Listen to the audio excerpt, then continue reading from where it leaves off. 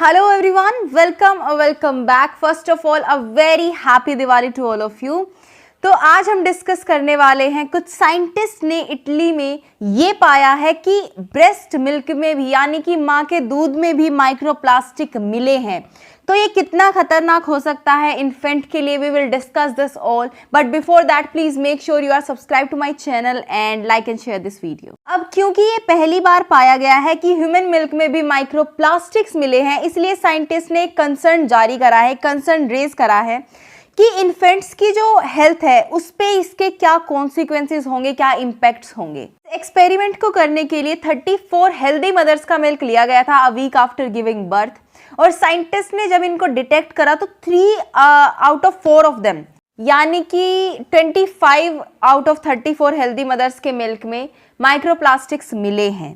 अब रिसर्चर्स ने ये बोला है कि इन्फेंट्स ऑलरेडी वल्नरेबल होते हैं केमिकल कंटामिनेंट्स से, तो इसीलिए इस केस पर फर्दर रिसर्च होनी चाहिए अर्जेंटली. लेकिन उन्होंने एक पॉइंट को भी स्ट्रेस करा कि मदर का दूध मिलना एक बच्चे के लिए ज़्यादा इंपॉर्टेंट होता है, इसीलिए भले इसमें प्रेजेंस है कुछ माइक्रोप्लास्टिक्स की, स्टिल आप ब्रेस्ट फीडिंग करना बंद नहीं करें, क्योंकि ब्रेस्ट फीडिंग ना कराने से जो रिस्क है वो ज़्यादा बड़ा है ना कि जो ब्रेस्ट फीडिंग कराने से होगा.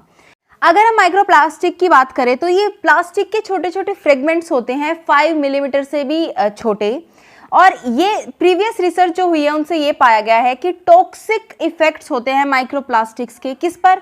ह्यूमन सेल लाइंस पर, लैब एनिमल्स पर और मरीन वाइल्ड लाइफ पर, यानी कि इनका प्रूफ हमारे पास था. लेकिन क्या इम्पैक्ट होगा एक लिविंग ह्यूमन पर, ये अभी तक अननोन है, तो इस पे फर्दर रिसर्च चालू है. अब जब दूध में माइक्रोप्लास्टिक्स मिले तो ऑफ कोर्स ये जानना बेहद ज़रूरी था कि इसका रीजंस क्या है कि माँ के अंदर यानी कि माँ के दूध में भी माइक्रोप्लास्टिक्स आ गए. तो उन्होंने क्या क्या रिकॉर्ड करा जो रिसर्चर्स थे, जो मदर का कंजप्शन ऑफ फूड था और कितनी प्लास्टिक पैकेजिंग के वो प्रोडक्ट्स को कंज्यूम कर रही है, वो सी फूड और बाकी भी जो पर्सनल हाइजीन प्रोडक्ट वो यूज़ करती हैं उनमें कितना यूसेज है प्लास्टिक कंटेनिंग चीज़ों का. ठीक है, लेकिन इन सब को रिकॉर्ड करने के बाद और रिसर्च करने के बाद कोई कोरिलेशन नहीं मिला इन चीजों का with the presence of microplastics in the breast milk. इसीलिए रिसर्चर्स ने बोला कि इसका मतलब है जो माइक्रोप्लास्टिक है वो हमारे एनवायरनमेंट में ही प्रेजेंट है अभी, इस तरीके से कि ह्यूमन का एक्सपोजर जो है वो इनएविटेबल है, यानी कि ह्यूमन एक्सपोज होगा ही होगा to microplastic in any way. अब क्योंकि एक बहुत बड़ा कंसर्न है ये, इसलिए डॉक्टर वैलेंटीना ने ये बोला है कि कम से कम यानी कि जो एक्सपोजर है एक माँ का, जो प्रेगनेंसी में आपका एक्सपोजर है टू दीज कंटामिनेंट्स, वो कम से कम हो समहाउ. लेकिन इन्होंने फिर से एक ही पॉइंट को स्ट्रेस करा कि जो डिसएडवांटेज हो सकता है ब्रेस्ट फीडिंग कराने से, उससे कहीं ज़्यादा ग्रेटर रिस्क है ब्रेस्ट फीडिंग ना कराने से, इसलिए ब्रेस्ट फीडिंग को ना रोका जाए. हमारी स्टडीज़ अभी चल रही है, तो इसकी वजह से बिकॉज हमने ये आर्टिकल दे दिया है, इसकी वजह से प्लीज़ कोई भी माँ अपने बच्चे को दूध पिलाना ना रोके.